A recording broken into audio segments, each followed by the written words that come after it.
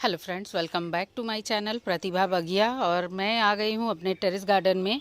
आज बताऊंगी धनिया लगाना गर्मियों के लिए आप कैसे सक्सेसफुली धनिया लगा सकते हैं, मैंने कैसे लगाया है। तो आप भी लगा लीजिए गर्मी के दिनों के लिए। लेकिन जैसे सर्दियों में धनिया लगाना आसान होता है, तो उस तरह से आसान तो नहीं होता है गर्मी के दिन में लगाने के लिए, क्योंकि काफ़ी टास्किंग होता है।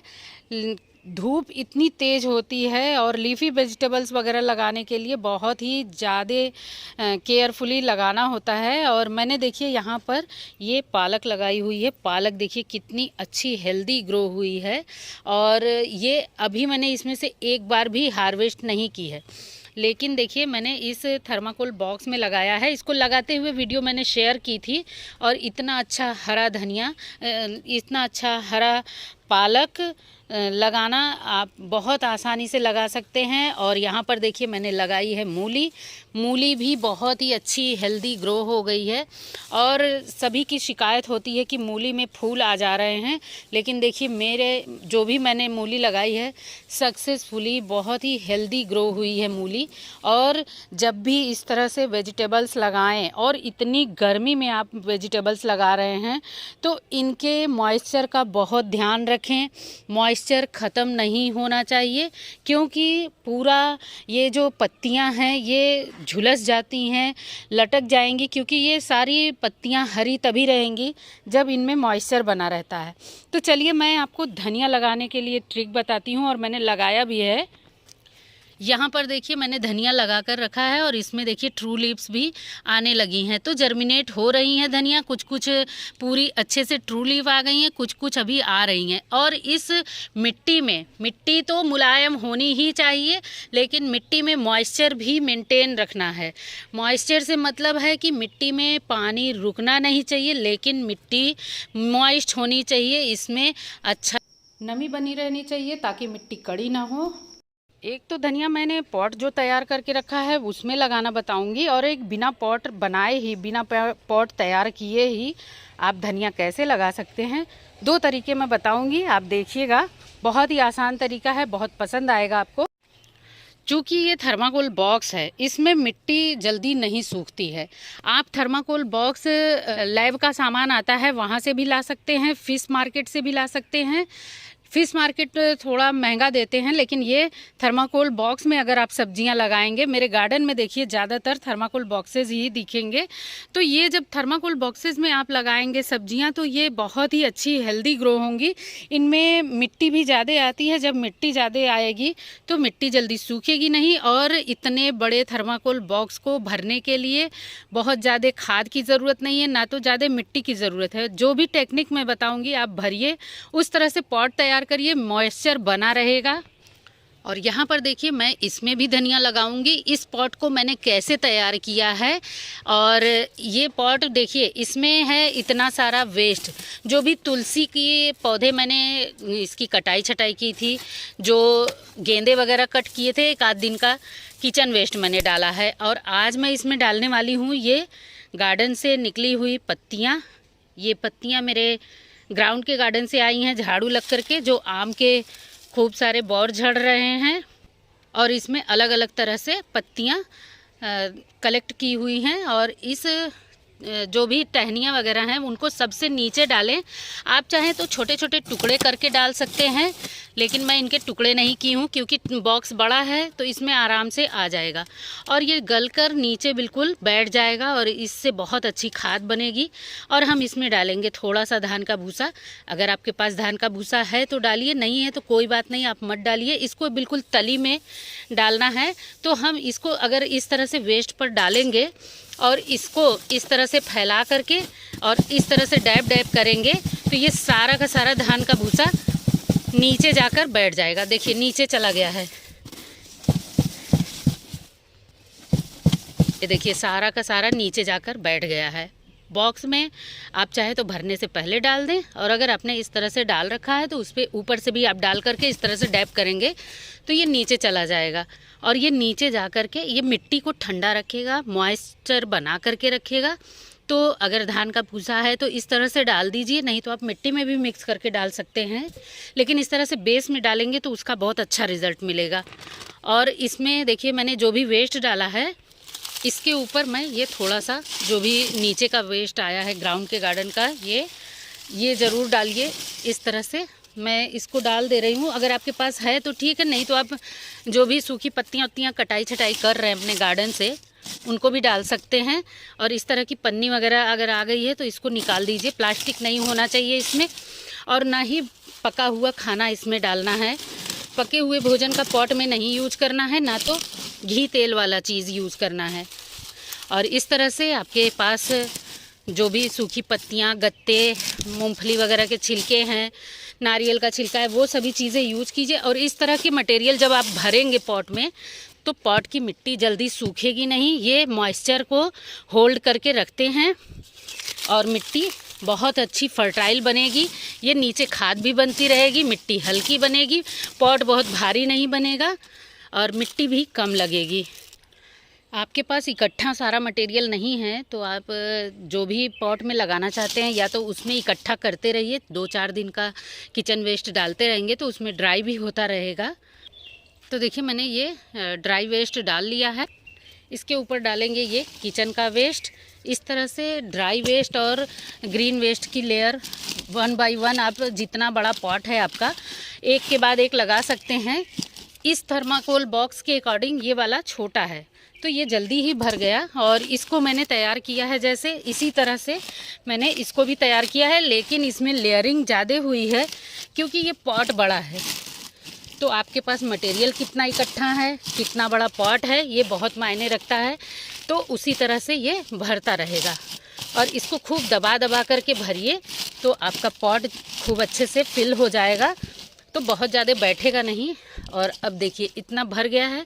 इसके बाद मैं इसके ऊपर ये चाय की पत्ती डालूँगी। ये चाय की पत्ती हम जो डेली बनाते हैं चाय, इसको मैं 3-4 पानी धुल करके इकट्ठा करके रखती हूँ। ज़रूरत है तो गीला ही डाल दीजिए, नहीं तो आप इसको स्टोर करने के लिए सूखा करके रख सकते हैं। इस तरह से देखिए मैंने इसमें साथ में ही जो ये चाय की पत्ती होती है ये नाइट्रोजन का सोर्स है, जो ये ग्रीन वेस्ट है ये भी नाइट्रोजन का सोर्स है, और जो ब्राउन वेस्ट है यानी सूखी पत्तियां, धान का भूसा, ये कार्बन का सोर्स है। तो कार्बन और नाइट्रोजन दोनों मिक्स होना चाहिए तो ये बनेगी खाद बहुत अच्छी सी और मिट्टी बहुत अच्छी मुलायम भुरभुरी बनेगी। और ये इसी तरह से मैंने इस पॉट को भी भरा है, दोनों पॉट को। अब मैं धनिया लगाऊंगी, लेकिन धनिया दो तरीके से बताऊंगी। आप बहुत आसानी से लगा सकते हैं। एक तो इस पॉट में लगाएंगे और एक बिना पॉट के कैसे लगाएंगे वो भी मैं दिखाऊंगी। यहाँ पर देखिए ये हैं 2 तरह से धनिया के बीज। एक आपको लाल कलर दिख रहा होगा और एक पर कोई कलर नहीं है, जैसा हम मसाले में यूज करते हैं वैसा धनिया है। तो एक पर दवा की कोटिंग है और एक पर दवा की कोटिंग नहीं है। और एक देखिए ये पूरा खड़ी धनिया है और एक है ये, इसमें देखिए आपको टूटे हुए टुकड़े दिख रहे होंगे, ये 2 पार्ट में है।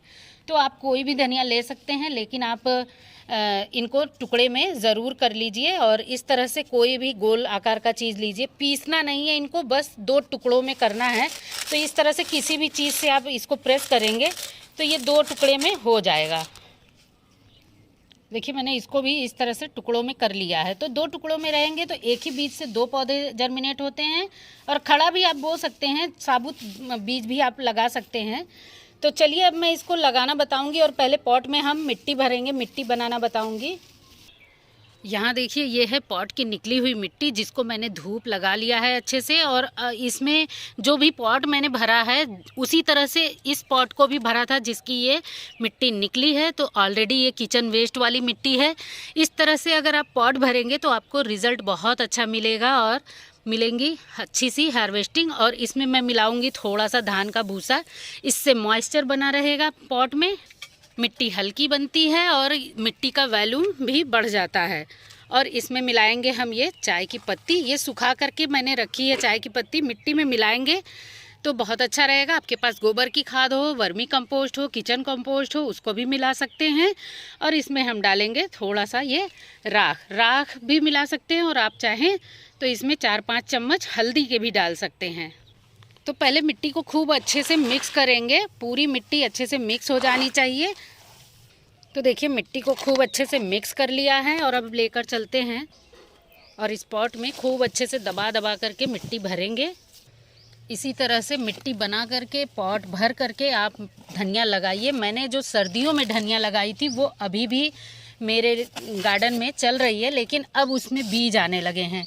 और आपको अगर लगातार धनिया चाहिए तो इसी तरह से 15 दिन 20 दिन के अंतराल पर नए नए पॉट में लगाते रहिए। और ये जो पॉट हैं इनको मैंने पूरी धूप वाली जगह नहीं रखा है, क्योंकि अब धूप बहुत तेज़ होगी।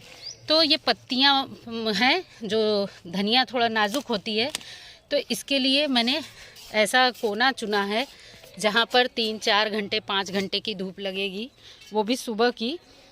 और 2 बजे से यहाँ छाँव हो जाती है। तो बस ऐसा डायरेक्शन चूज़ करें अपने गार्डन में। और अगर आपने ग्रीन नेट लगा रखा है तो बहुत अच्छी बात है। मेरे गार्डन में तो ग्रीन नेट नहीं लगा है, क्योंकि मेरा गार्डन बहुत बड़ा है और मैंने अभी तक तो नहीं लगवाया है। तो अब देखिए पॉट को फिल कर लिया है। तो ये मिट्टी जो है ये बहुत सूखी हुई है, इसमें हम सबसे पहले देंगे पानी दे देंगे तो इसमें जो मिट्टी ये है मॉइस्ट हो जाएगी अच्छे से। और इसमें जब हम बीज लगाएंगे गीली मिट्टी में तो ये बीज इधर उधर नहीं होंगे। तो सबसे पहले हम मिट्टी को अच्छे से पूरा गीला कर लेंगे, क्योंकि हमने बीज भिगाए नहीं हैं। आप बिना भिगाए भी लगा सकते हैं और चाहें तो पूरी रात एक बार भिगा करके भी रख सकते हैं, लेकिन मैं भिगाऊंगी नहीं। इसी तरह से डायरेक्ट सूखे हुए बीज ही गीले पॉट में लगा दूंगी। अच्छे से मिट्टी मॉइस्ट होनी चाहिए। तो देखिए पॉट को खूब अच्छे से गीला कर लिया है और अब हम इसमें डालेंगे धनिया के ये बीज।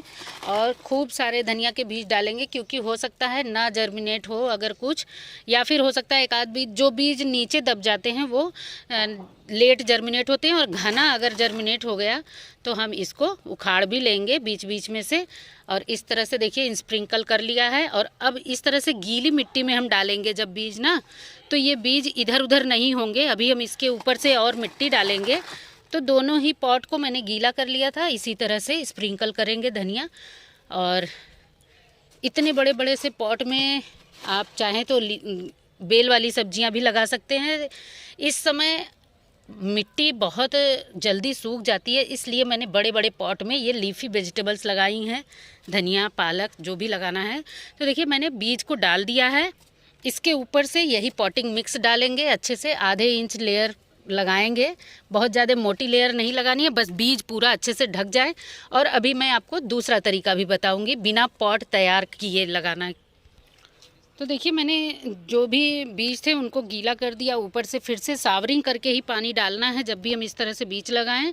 और ये देखिए ये है परमानेंट प्लांट, यानी ये गुड़हल का पौधा है जिसको मैंने कटिंग से तैयार किया। इसकी प्रूनिंग भी कर दी है और देखिए मल्टीपल ब्रांचेज आ रही हैं। और अब ये मैं दूसरा तरीका जो बताने जा रही हूँ ये है, देखिए जो कोई भी आपने परमानेंट पौधे लगाए हैं, जैसे गुड़हल है, गुलाब है, या जो कुछ भी आपने पौधे लगाए हैं, उनके साइड साइड में ये इस जगह जो खाली है इसमें भी आप लीफी वेजिटेबल्स लगा सकते हैं, जैसे धनिया पालक जो भी। तो ये जो जगह खाली है ये इसके मंचिंग का भी काम करेगी जब इसमें धनिया जर्मिनेट हो जाएगी।